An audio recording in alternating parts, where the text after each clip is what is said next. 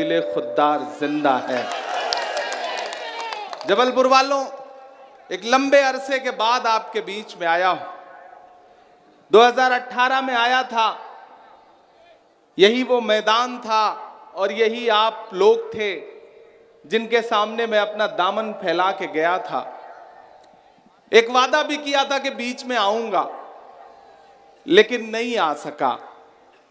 आप ये मत समझिएगा कि मैं कहीं, चाहे वो संसद हो, मैं डरा नहीं, मैं झुका नहीं, कहीं छुप छुपा के खड़ा नहीं। जो डटे हुए हैं महाज पर, मुझे उन सफों में तलाश कर। मैं मुसलसल लड़ता रहा, मैं बोलता रहा, और आज आपके बीच में खड़ा हूं एक बार फिर से, क्योंकि आने वाली 17 तारीख को आपको ईवीएम की कतारों में लगना है और मध्य प्रदेश के मुस्तकबिल का फैसला करना है। आप बहुत समझदार लोग हैं, बहुत होशियार लोग हैं। मैं तो बस आपसे यह कहने आया हूं कि हिंदुस्तान के किसी भी मीडिया का कोई भी सर्वे उठा करके देख लीजिए, सारे सर्वे एक बात कह रहे हैं कि 3.5 साल तक मध्य प्रदेश को मामू बनाने वाले मामा जा रहे हैं, उनकी विदाई तय है।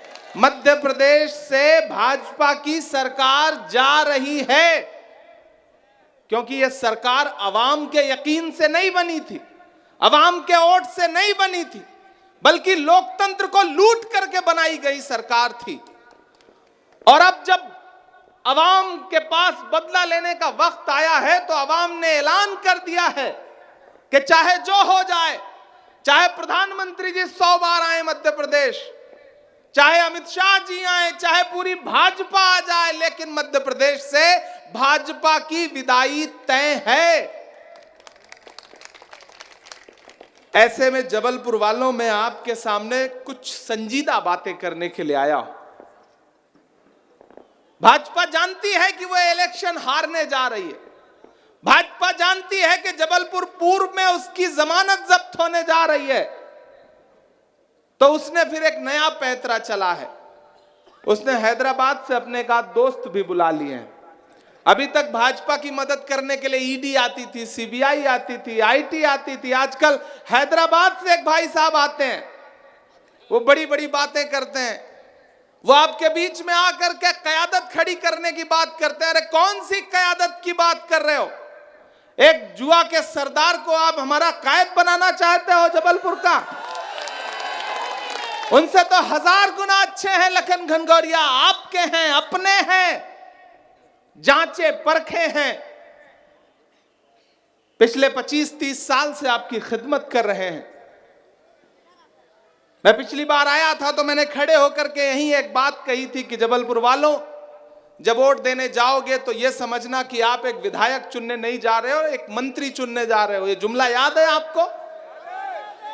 आज मैं फिर आपसे यह बात कह रहा हूं कि इस बार वोट देने जा रहे हो तो सिर्फ विधायक चुनने के लिए वोट देने नहीं जा रहे हो, सरकार चुनने के लिए वोट देने जा रहे हो।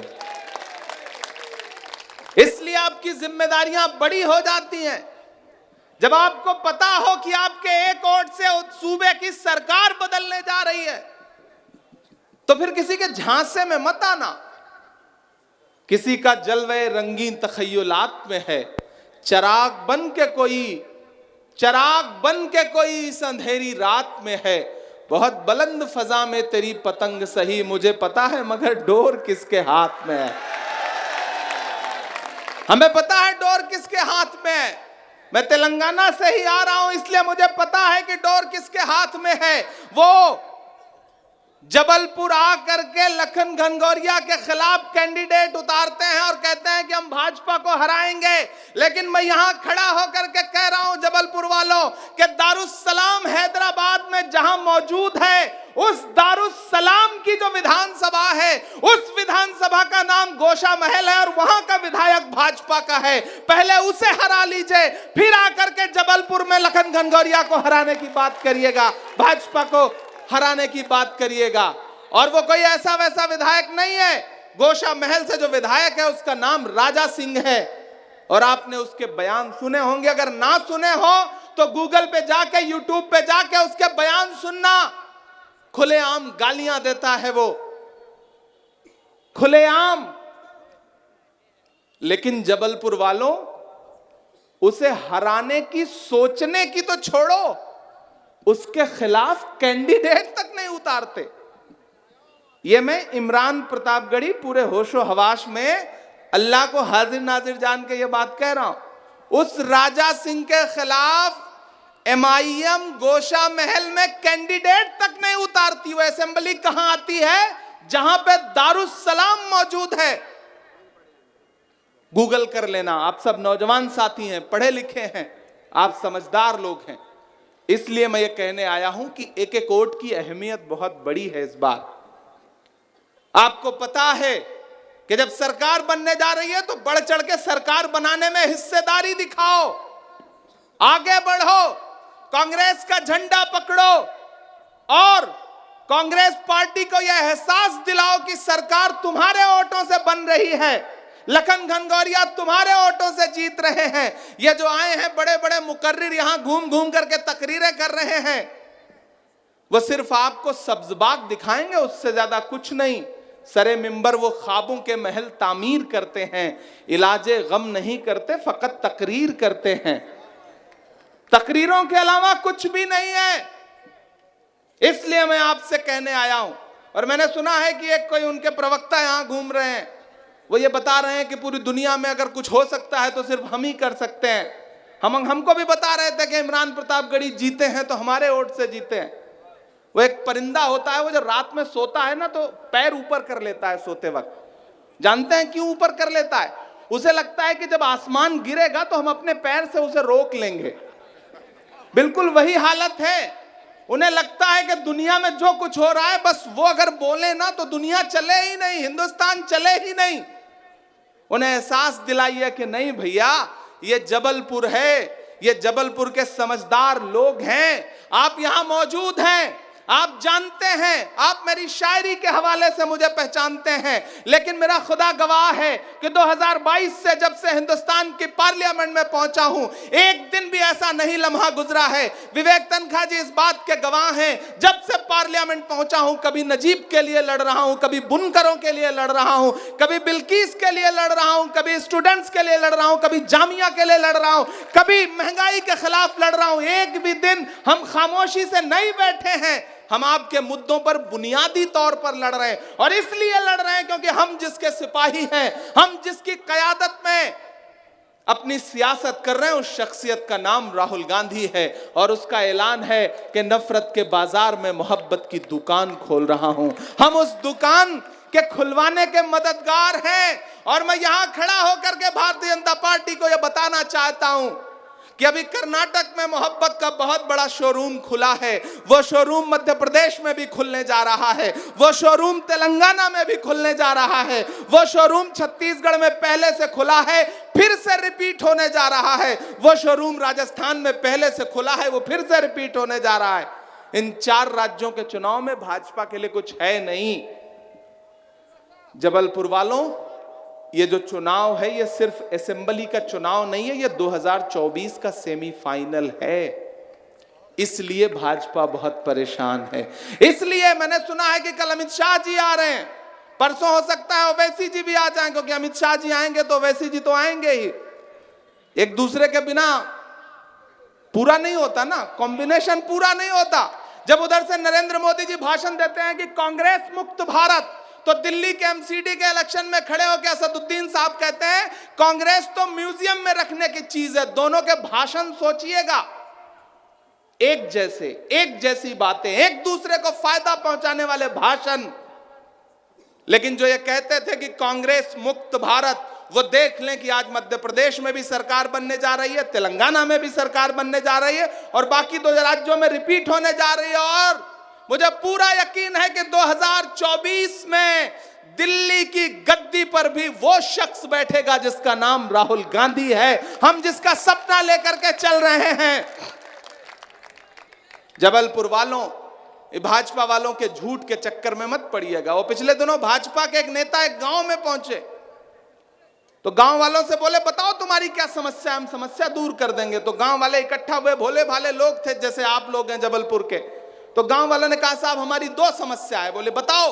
बोले हमारे यहाँ हॉस्पिटल नहीं है, अस्पताल नहीं है। तो नेताजी ने अपना मोबाइल निकाला, पता नहीं कहां फोन मिलाया और एक झटके में कुछ डाटा उसको सामने वाले को, बोले लो मैंने तुम्हारी पहली समस्या खत्म कर दी, कल से यहां अस्पताल खुल जाएगा, दूसरी समस्या बताओ।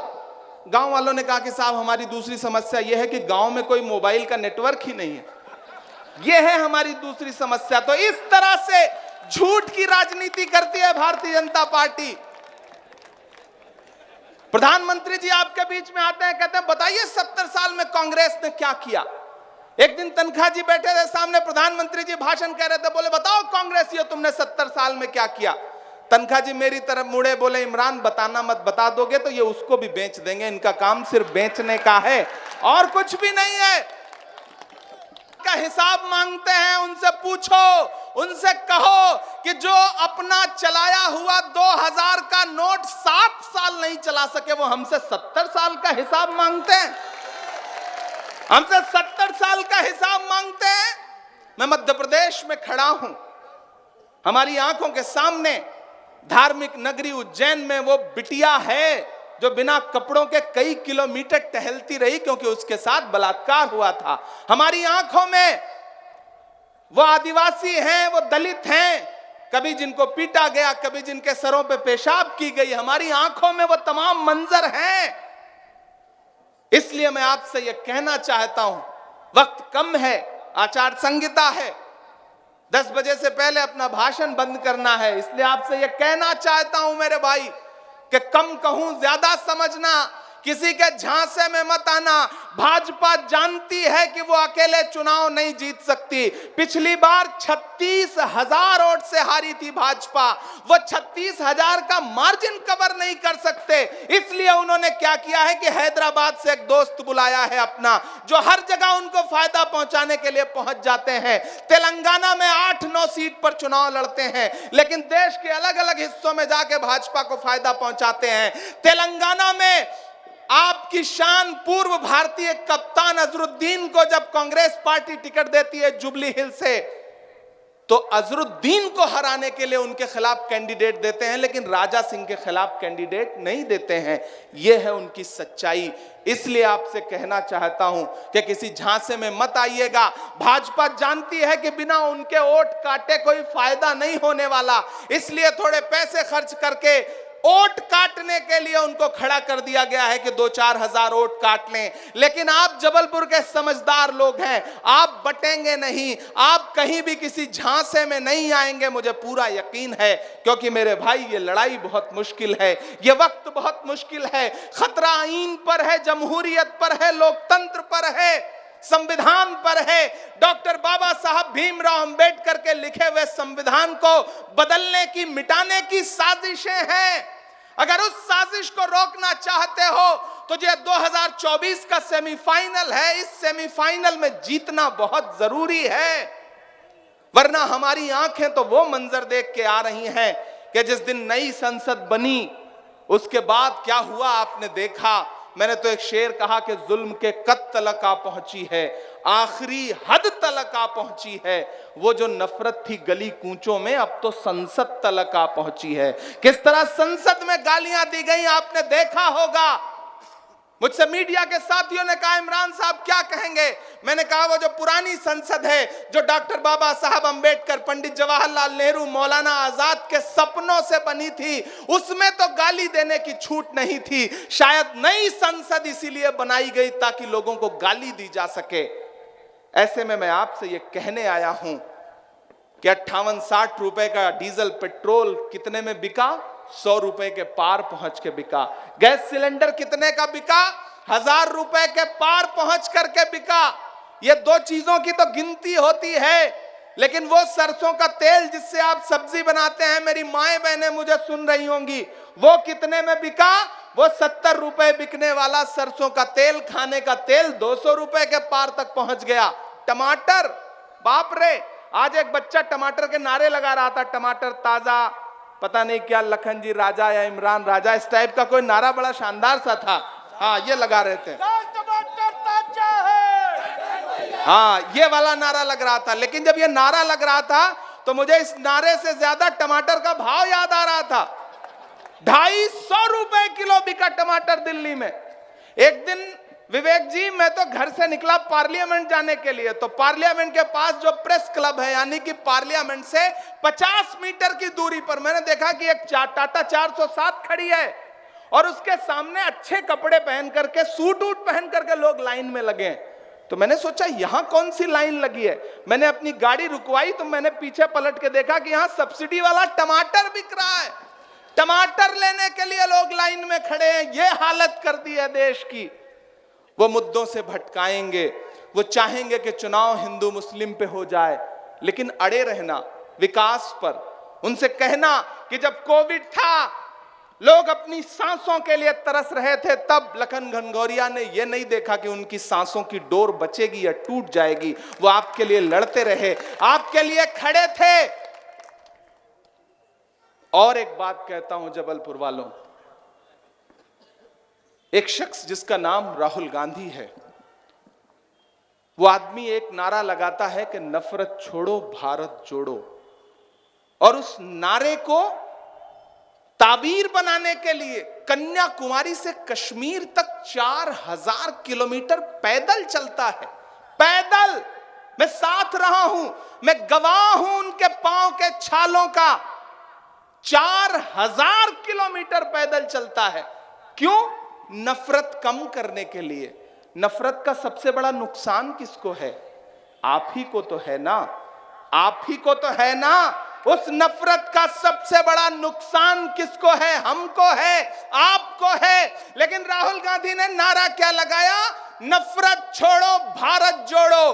4000 किलोमीटर वो शख्स पैदल चलता रहा, अपने पांव के छालों की परवाह किए बगैर, ताकि मुल्क में मोहब्बत फैल सके, एकजुटता फैल सके।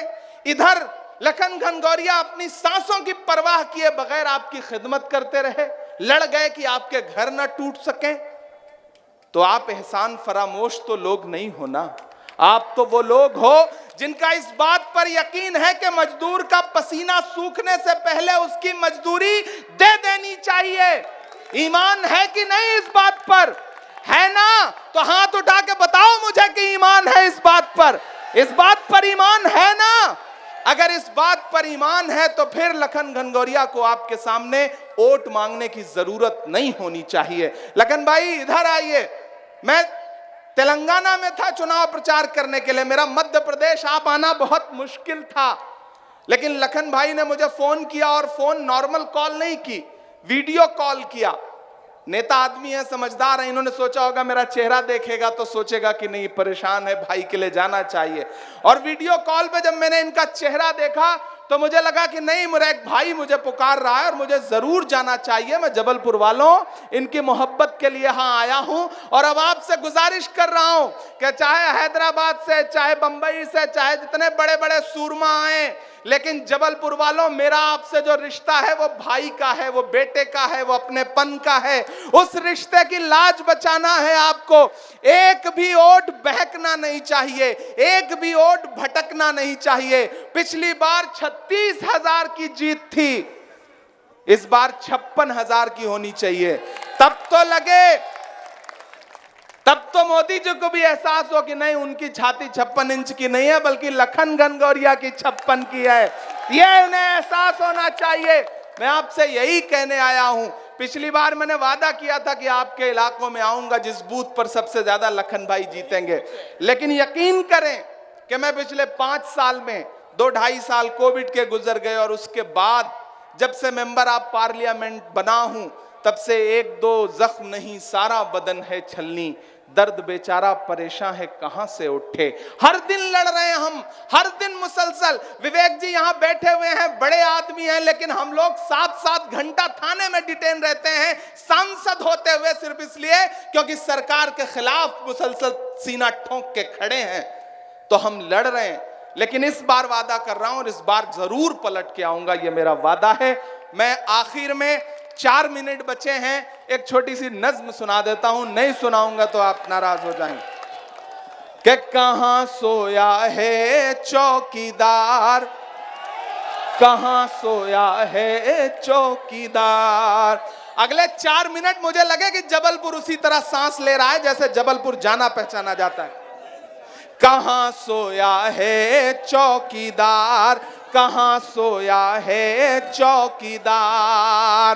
पेट्रोल और डीजल की कीमत रही सैकड़ा मार, कहां सोया है चौकीदार, कहां सोया है चौकीदार।